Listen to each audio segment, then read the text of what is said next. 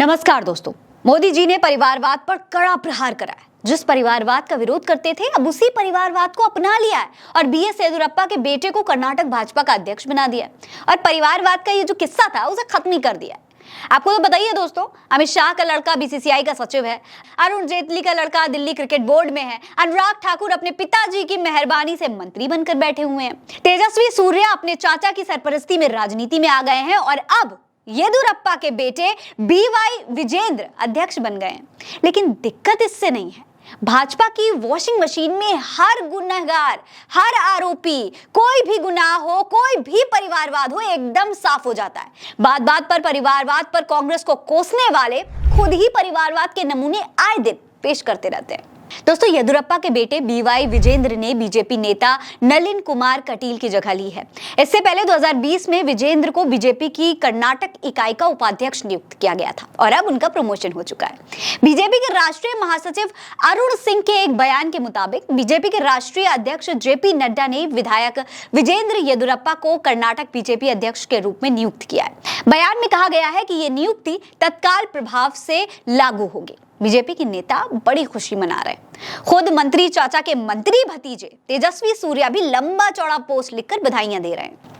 वहीं कर्नाटक सरकार में मंत्री और कांग्रेस अध्यक्ष मल्लिकार्जुन खड़गे के बेटे प्रियांक खड़गे ने प्रधानमंत्री नरेंद्र मोदी का पुराना वीडियो शेयर करके बधाई दी है।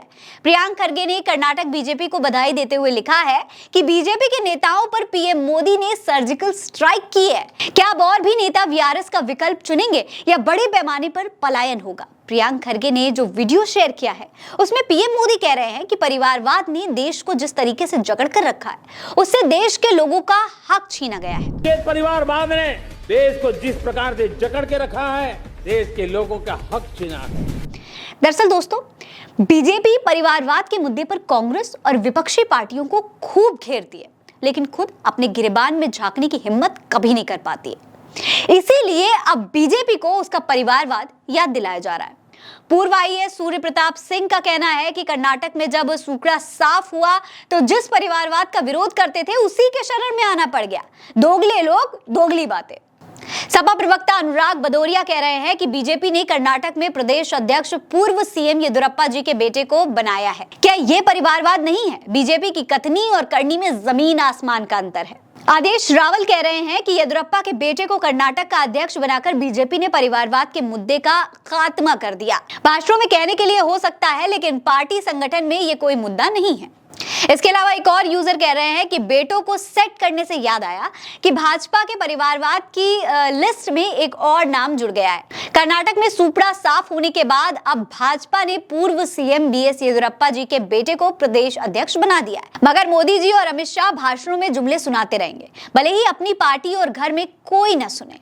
मगर अब देश की जनता झूठ, लूट और धोखे से भरी भाजपा को पूरी तरह अपसेट और आउट करने के लिए तैयार है। पहले मध्य प्रदेश, फिर देश, आ रही है कांग्रेस। दोस्तों, मोदी जी की परिवारवाद के खिलाफ ये जंग खूब रंग ला रही है। वो कहते हैं कि इस परिवारवाद ने देश को जकड़ कर रखा है, इसी ने देश के लोगों का हक छीना है।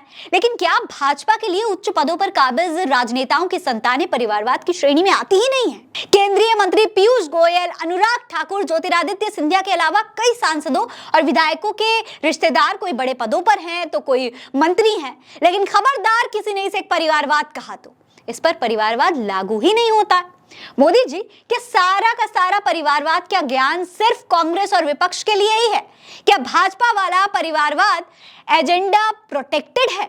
इस देश में वंशवाद पर लच्छेदार भाषण तो दिए जा सकते हैं, लेकिन जमीन पर उसे उतारा नहीं जा सकता है।